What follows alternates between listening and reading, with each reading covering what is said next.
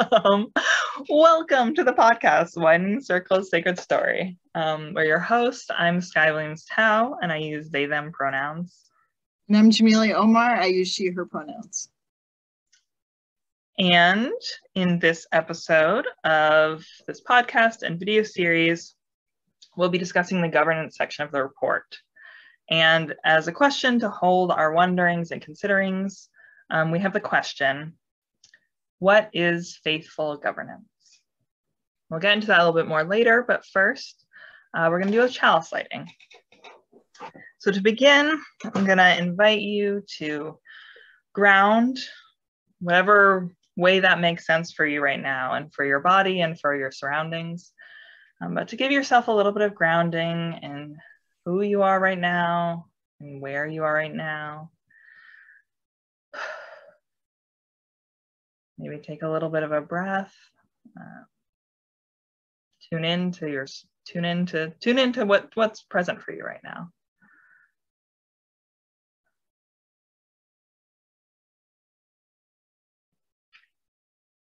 And then I'm going to invite you back into tuning in with us and tuning into this place and this time and this shared experience right now. And to formally begin us, I'll read our chalice lighting as Jamelia lights our chalice. We return to love again and again and again. We value what is true. We honor holiness. We try and we grow and we fail and we rest and we try. We are here together now. We need one another. We covenant.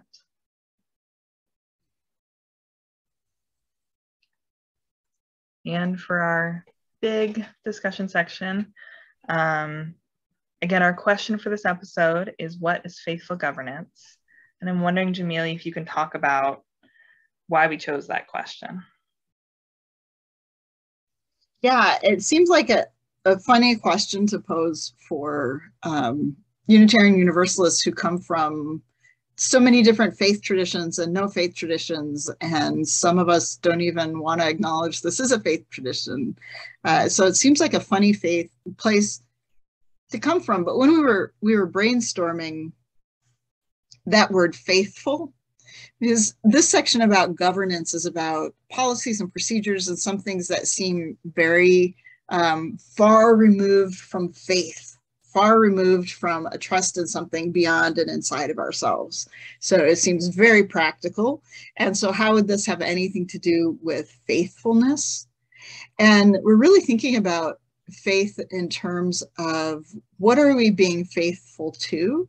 And how can our governance be a full reflection of the values that we hold and the mission that we swear ourselves to when we're governing within a religious or congregational context? And so how can our governance, our policies, our procedures, our decisions be faithful to that value and mission that we covenant to?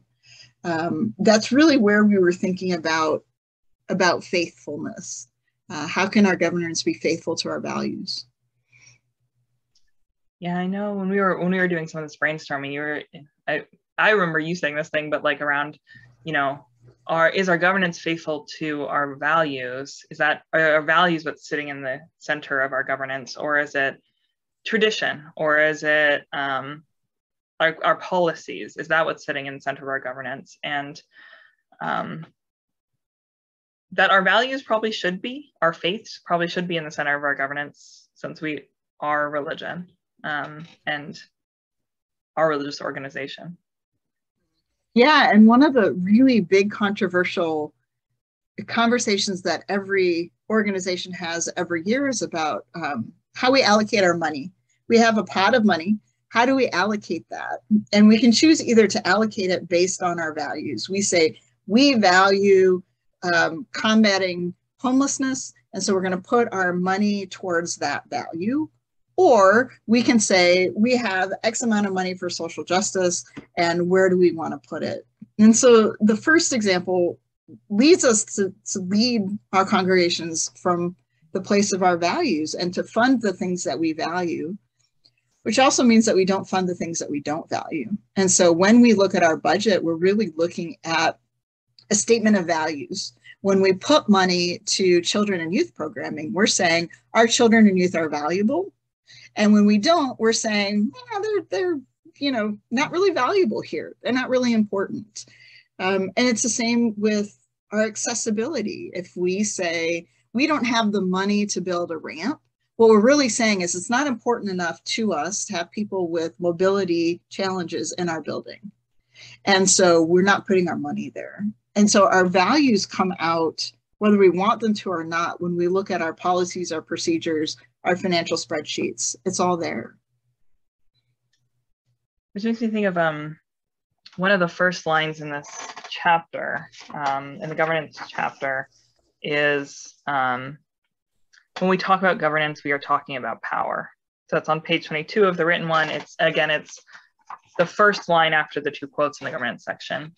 And so when you were talking, I was thinking about money as being a reflection of what we value, a reflection of power in a really, I think, direct way. And so it is a reflection of what we value.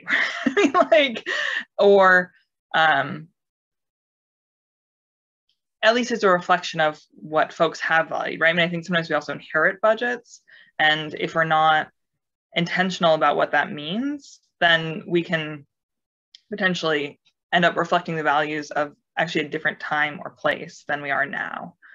And just that's a really direct tie, I think, between money and power, and governance as being the exercise of our power. And are we doing that in service to our values? Are we exercising all the power we have in service to the values we have in this world, or not, right? And you make a really good point about inherited systems. So we inherit budgets, we inherit policies. In the current position I have, I inherited some policies that I look at and I think, oh, there was a very specific problem, and this policy was implemented to address that problem, rather than me going to the person and addressing the problem with them. We just did a policy on it. And it doesn't make sense. It's out of date. It's not in line with the values that I bring to this position.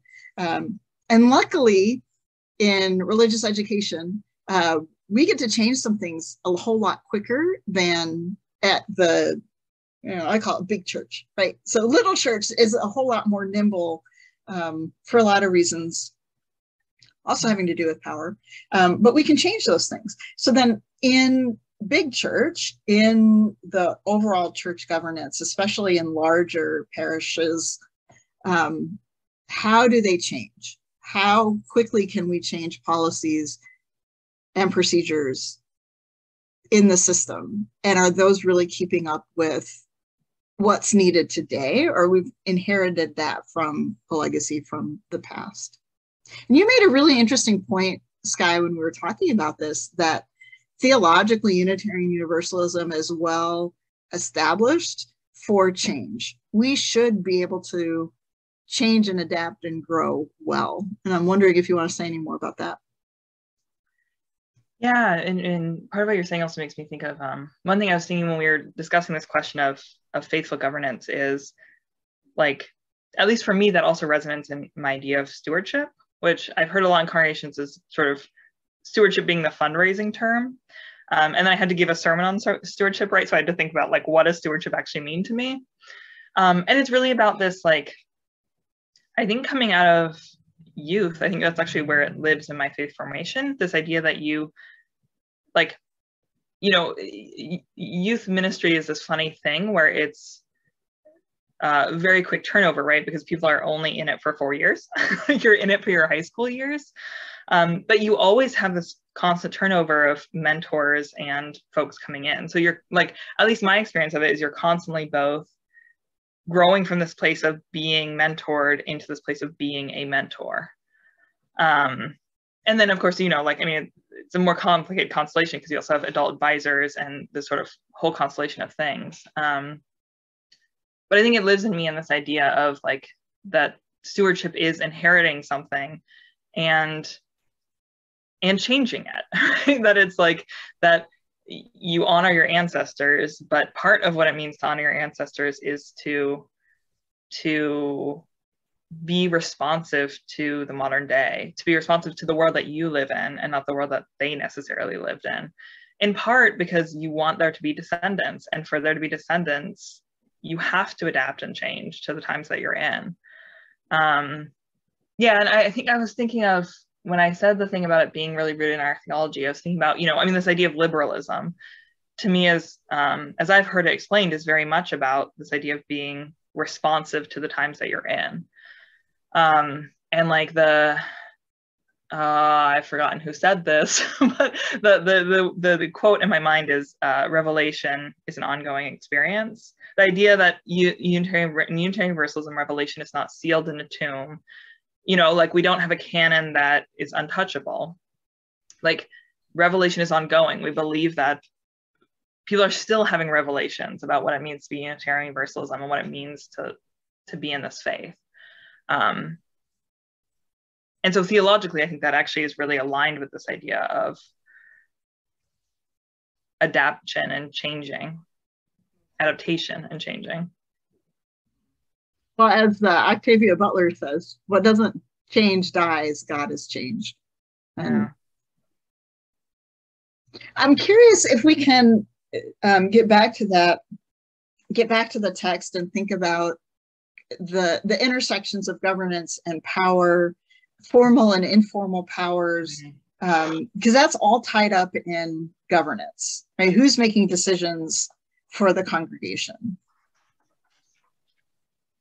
Yeah, and one thing I think is fascinating in this document is that they talk about both the problems with way too informal governance and very formalized governance, where they talk about, I don't know if you have this, the idea of, I know they explicitly talk about informal governance,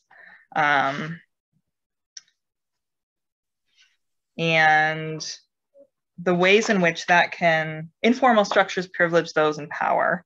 It's a little box in the printed version. It's on page 28. And talks about, one of the quotes I underlined is, informal structures also sometimes bypass adopted procedures, ratified policies, and accepted governance agreements. Personal relationships are central to the work of organizations, yet should not be used instead of sound governance structures. At the same time, later on, they talk a little bit more when they're talking about the UUA, like the association. They speak to, here's the first recommendation.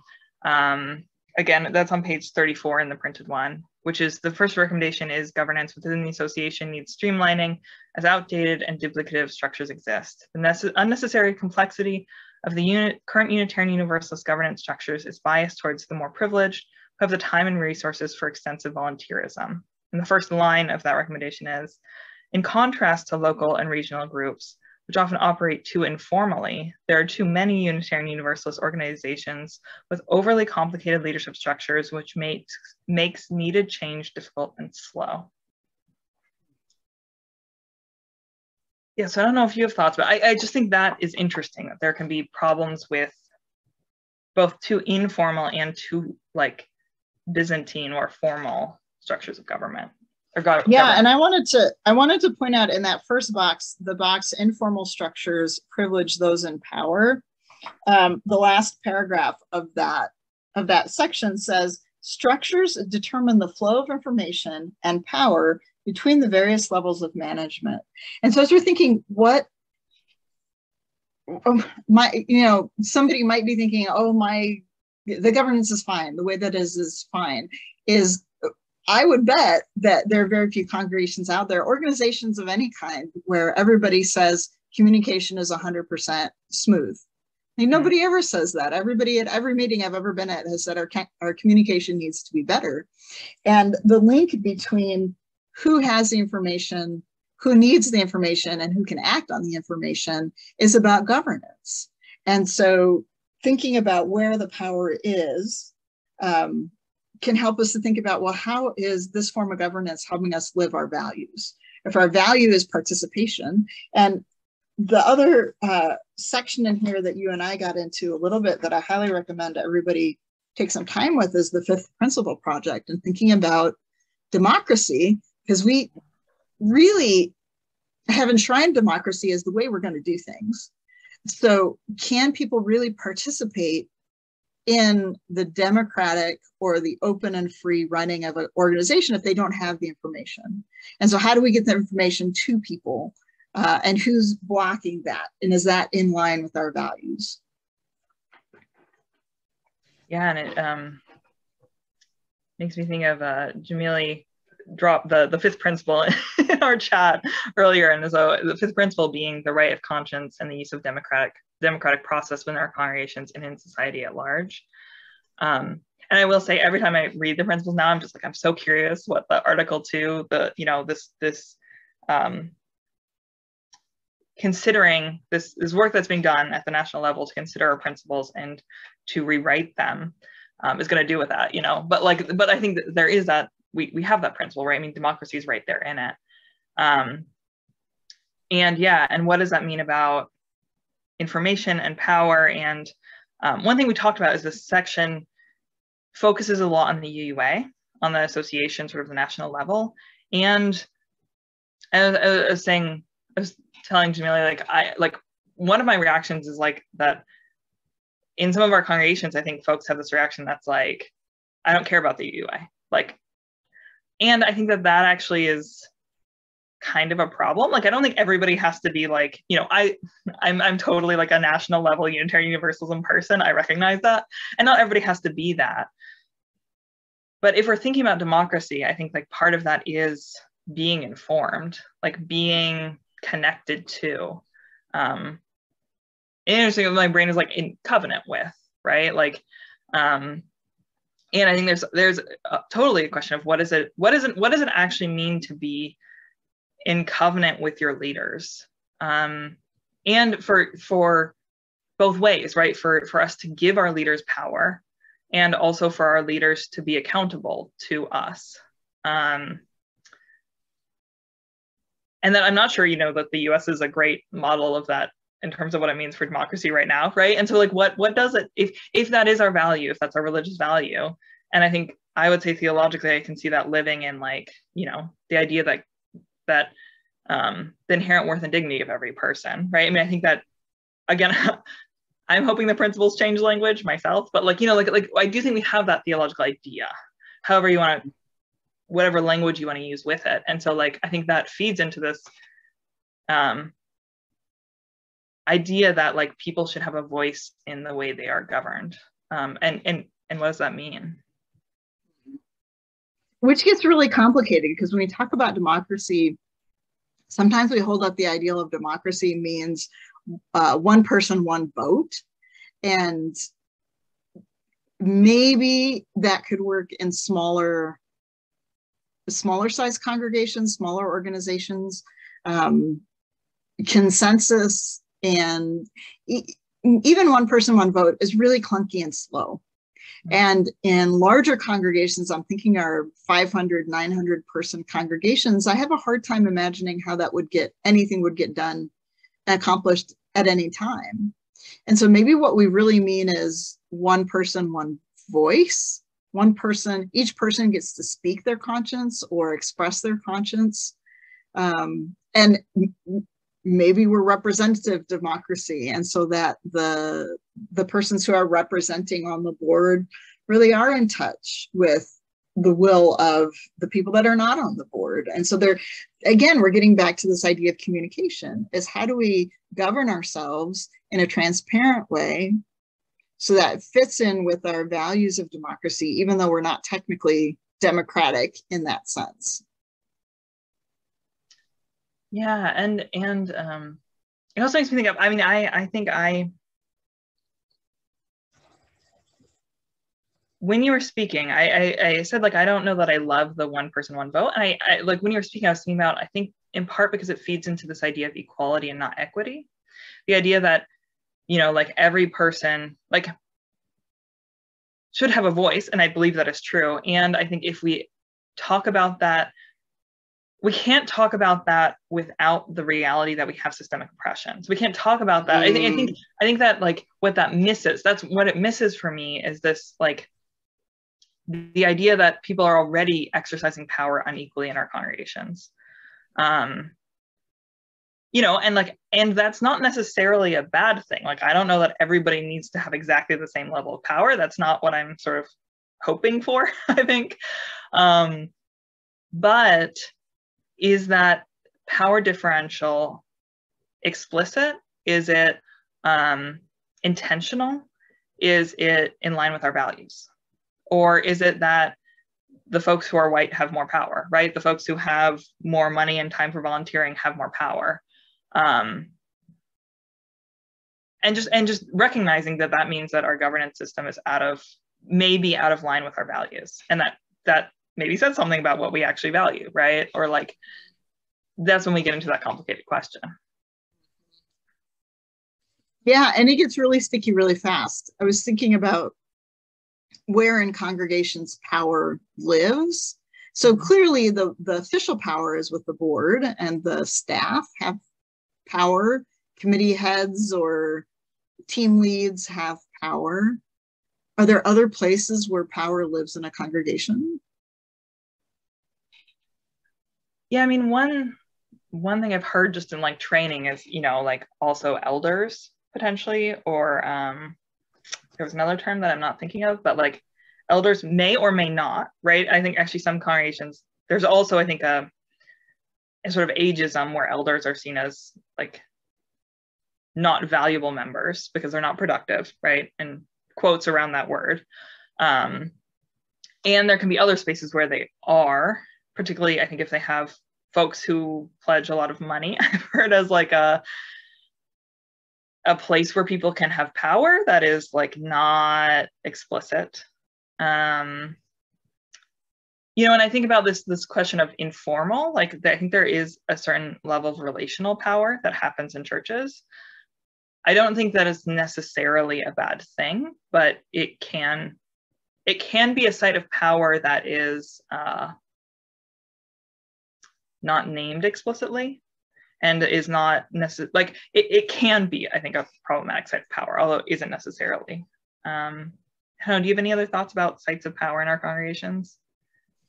That discussions of power lead us directly to white supremacy culture and talking about what is valued and where the action comes from an idea. So that's really about who has power, right? Where does the action come from out of an idea? And I think, trying not to make too sweeping of a generalization, but that organizations that act out of white supremacy culture imbue power in non-persons. So the written word, well, this is what the policy says, we have to do it this way. The procedure, right? So, oh, well, Robert's rules says we have to do it this way and we can't divert from that, even though the relationship between the parties in the room, or the parties having the discussion, would ask for a different type of relationship. I think too, when we don't call out or name or in any way have consequences for people who misconduct, whether it is staff, ministers, or congregants, when we allow bad behavior, right, we're again worshiping or giving power to the person over the health of the system. And I feel like that's another symptom of, we have a lot of bullies. Some of our congregations have a lot of bullies, and we allow that to continue on. Right, which I think is absolutely a question of how we use our power and whether it's a faithful use of our power. I mean, like, you know, like, if we genuinely believe in covenant, if relationships are actually the center of our religion, which, you know, that's what I believe, And we also let people bully in our congregations. Like, is that faithful governance, right? Like, yeah, and I was thinking about also, like, you know, in terms of sites of power that are not explicit, you know, whether you can, if you have an unexamined white, like, culture that values white norms and ways of moving, right? Folks who do not have those ways of moving are going to have less power in your system, because if you have somebody who's like, why do you keep referring to that policy that makes no sense, right? I mean, if you know the policy, and then if you're also comfortable with somebody using the policy in the room, right, and are comfortable also being able to say, oh no, but if you can also say this with the policy, right, have that conversation that's so centered around a document. Whereas if you're just from a place where that's sort of a nonsense conversation, right? Like you won't be able to engage with it in the same way. Yeah, and even not only, and not to diminish, but not only cultural differences based on race, but also cultural differences based on economic status and education. Because we have folks who want to participate and want to be involved, and are either not welcome or find that they're demeaned because they don't have a particular level of education or a particular income. I see it as personal rant when we ask our board of trustees to be the lead givers on our stewardship campaigns. So we want 100% commitment from our board of directors. If that's a known expectation, somebody without means isn't going to put themselves in that position necessarily, because that's embarrassing. So we do it very unintentionally, very unknowingly, and unthoughtfully. Yeah, and I was thinking about the way also, I think there's also a question of what expertise we ask, which I think is alongside that question, you know, you're saying about, like, you know, what we require of our leaders, right? And I think our board tends to be one of those places of this question of what do we require of our leaders. If we ask for a large financial contribution, that's a clear, you know, like, if we ask somebody to be like really good at something like policy governance, I think that actually also has class implications. And I know it's something, you know, like at times I navigated as like a youth member on the board, right? When I served as like a teenager on a board. I think it is an interesting question. What if the expertise we required is that somebody was really faithful? Like that was actually what we wanted from our leaders, was faithful leadership. And I don't know what that, I don't totally know what that means, but I think it's a really interesting question. Mm-hmm. Yeah. I want to take us back to the document, because one of the critiques, almost a critique or a question or a hesitancy in a discussion group I was in about the document, specifically this section, is, okay, so they talk about the UUA. How does this apply to my congregation? Or how does this apply to my fellowship, which is really small? How would you translate these recommendations for the congregation, for the local setting? Yeah, and I think some of them are explicitly for the local setting. So like the informal one, I think, is actually speaking more towards the local setting. I think I mentioned this earlier, but I do think our congregations have an obligation to participate in the National Association. I'm just gonna say I do. And like I said, you know, I am high key a strong like national UU, and I don't think everybody, you know, like I'm following Article 2. Like, I don't think anybody has to be like as into it maybe as I am, but I do. Wait a minute. Have you made baseball cards for the players? You know, like, I have not, so I'll say that. Yeah, like a Susan Frederick Gray baseball card, because that would be That would be awesome. I know. I'm actually really into that. And I do actually think we have an obligation to be involved myself. And right, I mean, I think like this, like, and I recognize, that this is like, I don't have the power to change the UA bylaws by myself, right? Like, some of this stuff is like, well, that's actually not in my power to do. But I think that some of the ways, like when we talked about the first recommendation, right, that like governance within the association needs streamlining as outdated and duplicative structures exist. Like that, I think is, I think it has a complicated relationship to any given individual in Unitarian Universalism. And I think the questions they're asking, right, like, what does it mean to be overly complicated? What does it mean to like be more biased towards those who are privileged and who have the time and extensive resources towards volunteerism? I think that question actually is one that applies to our local congregations, even if folks aren't engaged with the governance structures of the Unitarian Universalist Association. Yeah. I think another action for me that's very applicable at the local or smaller level isn't even a recommendation. It's the big box on nominating committees as agents of change. Right. That's very actionable by a wide variety of organizations. That how are you thinking about who is nominated for leadership, who's invited to leadership, who's discouraged from leadership, who's doing the inviting, right? Are those representative of who you want in leadership? And so taking a look at that section seems to me not just a first step, but a really good first step for an organization to do that assessment of who's nominating into leadership roles. Yeah, and I think is also a really good way to ground, like, I think some of, like sometimes I think we get a little abstract.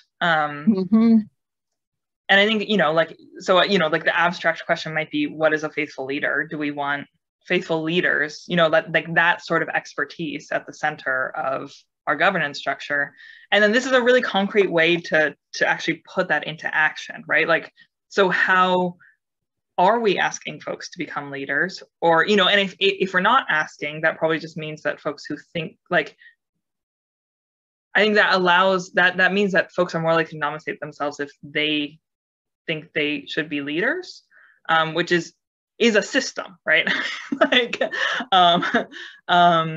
and what, like, on a really practical level, like, what expertise is being valued, and how are people gaining power, and how are people using power, and are those, in alignment with the values of the congregation or the church? Yeah.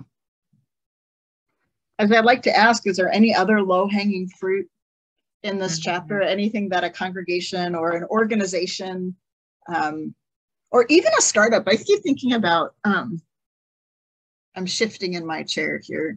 I keep thinking about how, if I was starting something from the ground up, what would I implement right off the bat? What would I not want to become a toxic system if I could snap my fingers and start something fresh? And so I'm curious if you've seen any low-hanging fruit in that sense in this chapter. I have a thought, and it doesn't come directly out of the chapter, so you can tell me whether you think it's in line with it or not. But I really find, just in my experience, is like the value of relationships. And it's always a balance how much relationship building you do versus other things. But this idea that, like, and I think why it's low-hanging fruit to me is, like, there's if you want to change your bylaws, right? I mean, that's a whole thing. But one easy way to center relationships is just to, like, have more conversations with each other and build more ways into your board meetings that are about having conversations with each other, or about ongoing learning, right, around different things in your congregation. We talked about this importance of communication, right? And like I think it feels like there's a low-hanging fruit around just having more spaces for conversation and valuing that. Yeah. I'm thinking about the book Salsa Someone's Spirit by Juana Bordas as a next read, as for people that are thinking about how to do those relationships differently than white supremacy culture would allow us to think about. And that's one of the things she recommends, is thinking about meeting time as relational time and not just writing it off as productivity time. Again, another complication of capitalist white supremacy culture is, I'm not getting my money's worth at this meeting, and how to use meeting time to deepen people's faith, I think, is another way to get at it. Is maybe we can't get faithful leaders, but how can we grow faith through leadership? Yeah, and I think it's a conversation I feel like I also had in my ministerial internship congregation. Also, like, volunteering is like hard. It's particularly hard under capitalism for younger folks because like you gotta work to make a living, to survive in a system that is like hard to survive in right now, or can feel that way, and where folks really are struggling to like make money, right? I mean, there's these patterns of volunteerism we're noticing, and part of that is that folks are not volunteering as much because they don't have free time, right? And the free time they do have, they want to spend in meaningful ways, and not in ways that I think governance can sometimes feel like soul numbing for people and like boring, like super boring. And what does it mean? And I don't believe it has to be that way. So what is it? I think like part of the question, I think, of like developing people's faith in governance and taking care of our leaders is like, and doing faith formation, right, with our leaders, like, and deepening people's faith is I think also making that a part of what it means to be in worship and in church together. And that, like,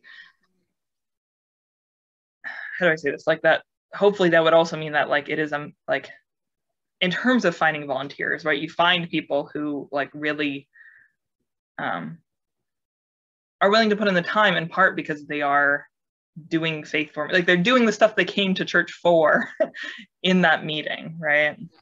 Yeah.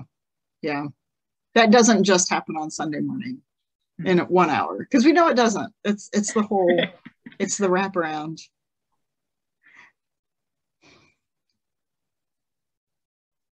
Yeah, there's something really important there about leadership, rather than being about power and influence, being about development for the person, for the system, which gets us back to, they make this statement at the very end of the chapter under the takeaways: change, agility, and innovation are needed for Unitarian Universalism to survive. So we need to be more willing and able to change and adapt. We need a congregational polity that serves us rather than blocks progress. So the document is calling us to find those ways to innovate, find those ways to change, to grow leadership. Yeah. Is there anything else? We're going to revisit this chapter again, but is there anything else you want to bring up for this conversation out of this chapter?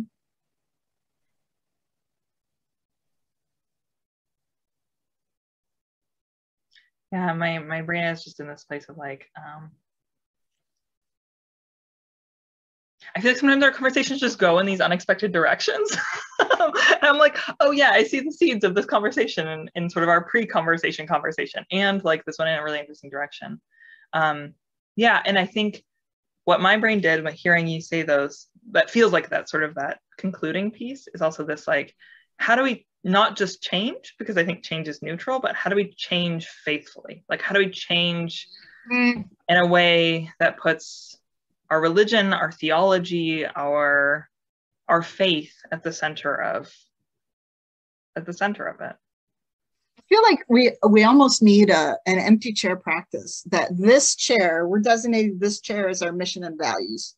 Mm-hmm. And so who is listening to and for mission and values in every conversation that we're having? That mm-hmm. puts faith at the center. That puts this faith tradition at the center. Mm-hmm. I might try that in my next meetings. I was just thinking that I know you usually do an action at the end, and I was like, that's your action. So that's my action. No, I have a different action. Are you ready for the action for today? Do you have any final thoughts? I feel like, was that? No, I feel like we got farther away from the text than we might want to. And I think the last one, which is why I had the final page open, is the last recommendation that says misconceptions about the nature of our congregational polity should be addressed, as they are used to empower individual ministers and lay leaders to maintain a stagnant and exclusionary status quo.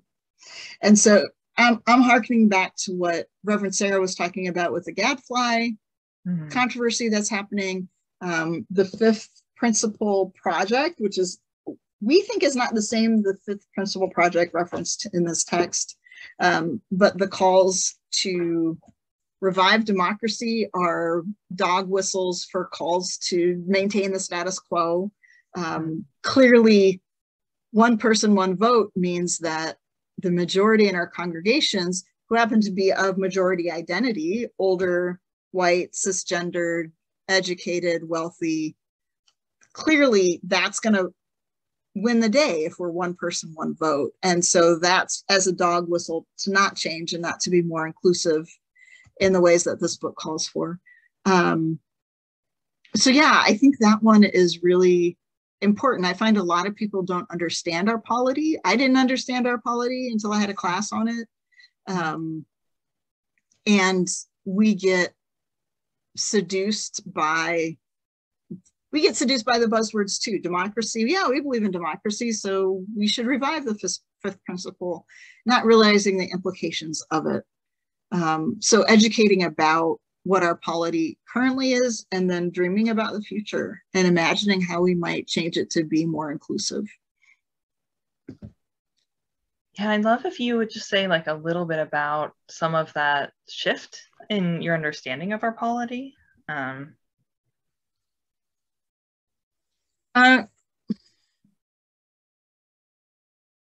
came out of Islam, which has a different organization than, say, Catholicism, where there's very clear directive and direct lines, but it's still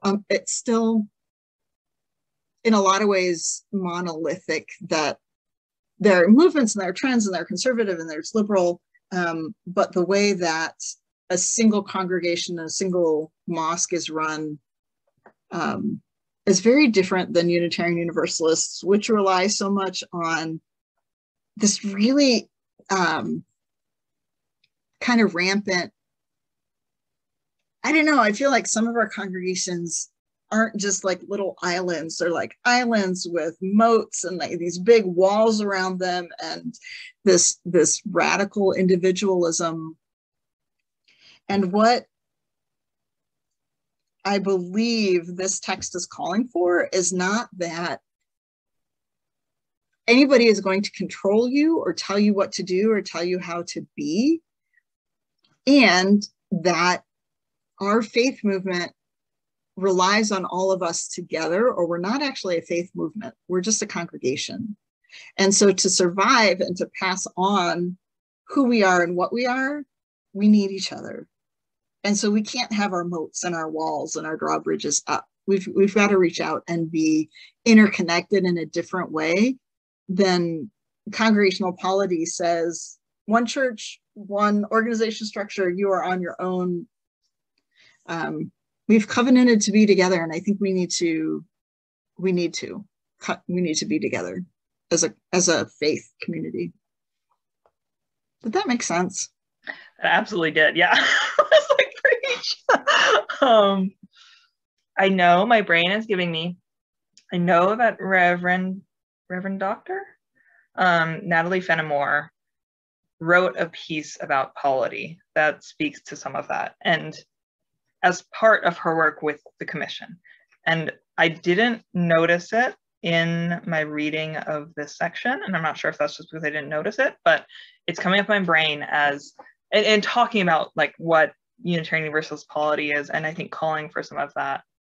And like I said, I'm not going to be able to pull it up right now to give a quote from it, but I know that it exists out in the interwebs, a piece that she wrote about that shift to, into thinking of ourselves as interdependent. I keep coming back to time and time again, and mostly because I really liked it, is Frederick Muir's iChurch and his call for us to be interdependent, both congregation to congregation, but also individual and congregation to individual. And so that there's a movement away from how can this organization serve me to how can it serve we? And how can we be the church? Not it's my church, but it's ours. Yeah. So I come back to that article a lot. That's my go-to. Mm. Yeah, and it makes me think of the conversation we were having with Reverend Sarah around what your theology is, like what you're worshiping, what's at the center of your theology. Is I think there's a similar question in governance, is what's at the center of your governance. And I was thinking about that when you're talking about the, walls and moats, and like people put up walls and moats sometimes I think, like that's just what you've been taught. Sometimes I think people put them up because they've been hurt, right? I mean, like really, like, what's the word I'm looking for here? Like, it's not quite like a mood, or like, it's like I get that, right? I mean, like fair. And you can't survive like that. Like people just can't survive like that. Well, and sometimes we do it because that's the only way we know. Yeah. And again, talking about inheritances, that's what we've inherited. So many of us come out of another congregation or another faith and to Unitarian Universalism. And so we don't always feel that we're empowered to change. And we come here because it does serve us. It does fit in a really good way. So why would I change it? And we've inherited that structure. And so it feels natural, feels normal. And I think we're being called that it isn't. There's other ways to do it, other ways that might serve us better and keep us around longer. Yeah, and I'm thinking about like the flip side is people coming out of traditions where, like they were told in really damaging ways, like in a really hierarchical structures, right? Like somebody used that power differential in the hierarchy to really damage somebody. And then they come into Unitarian Universalism like, I don't want that. Clearly that sucked. Like, but then that can lead to this like never allowing somebody any power over you, which means that you can never really have a leader, I think. Never give somebody power, right? Like I think that's like, I think we need leaders and we need to not damage our leaders. Like we need leaders who are empowered, who we give power, right? And we need leaders. I think what you're speaking to is the need for our leaders, well, all of us really to heal our religious trauma. So many of us coming out of religious traditions where we were traumatized are reenacting or acting against those power differentials, and we need to heal. We need to find places that we can. Yeah, and I also hear, I think in this is sort of adjacent, like in what you're saying, this idea that like there are other ways. You know, like you might feel like this is the only way because that's what you were taught. This is the only way because that's how it's done here. But actually there are other ways of being in the world, and maybe they actually invite you deeper into what it means to be human, you know? Yeah. So here's our action for this time. The action is an invitation to leadership. Shocking, I know. I am very much of the position of the mindset that we don't all drive in the same lane, that my lane is different than your lane, and the leadership that I might take on in my organization is going to be different than your leadership. And I think there's a role of leadership for everyone. So I invite you to discern in yourself, with the thought partner, with your minister, whoever it makes sense for you to discern where you can best be of service. Where do you best fit in your organization, and to stretch yourself into a place that doesn't immediately come to mind. All of our organizations need your voice, whoever you are, wherever you come from. And I invite you to bring that and your whole self to our congregations. And like to think of what feels like it would bring you deeper into Unitarian Universalism, or invite you into, like, I love that. So I wanted to say, I hadn't heard the action before we started. I'm just like, yes, Jamil, you nailed it. And I wanted to say, coming out of our conversation, yeah, but you know, like I'm just, you know, I'm thinking if you're really tired, burnt out, right? Like what feels like it might, you know, deepen your faith, like feed you, right? Yeah, because it absolutely can. My long-term religious education teachers do it because they leave every week excited for the future. They've just inspired these young people, and they can see the future when they teach. And I know a lot of people that would burn them out faster, as everybody has a different lane, and finding the place in the congregation where you'll be fed, and also to challenge yourself to think about, what did I not think about? Did I think I could never be on the governing board because fill in the blank, right? Where could you step into leadership, or move into leadership? That is a place that maybe you hadn't, because you had a message that you weren't the right person for it. And those are the people we actually need in leadership. Yeah, and strong pitch for boards. I love governance, actually. Like, okay, governance can suck, right? I mean, like I think that it absolutely can, and maybe that, you know, is your experience of it. But also just want to pitch for that governance can be, if you love these questions of, like, you know, like power and how we use it, and, you know, what does it mean to be faithful, and what does it mean to, like, you know, like where are the channels of communication, like I think that governance can absolutely be about all of those things, and not just about, you know, is section 5C of our bylaws, like, you know, are we, you know, like, I think that I would invite you to try it. Especially I think because governance can be a place where folks get messages that, like, I'm not good enough for XYZ reason.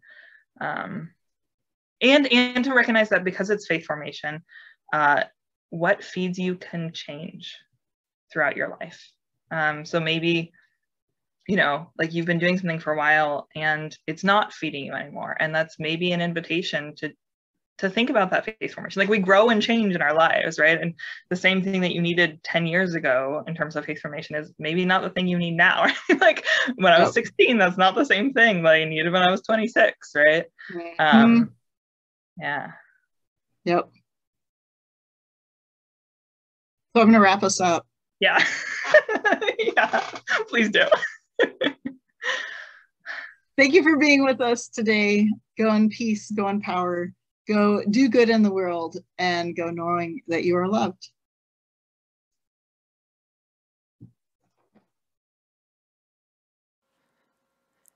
At the end of the podcast, we'd like to say a few thank yous. Thank you to Unitarian Universalist Justice Arizona, or UU Jazz, especially to Janine Gelsinger and Phoebe Dubich. And thank you all for being with us. Remember that you can contact us at uusacredstory@gmail.com. We look forward to hearing from you.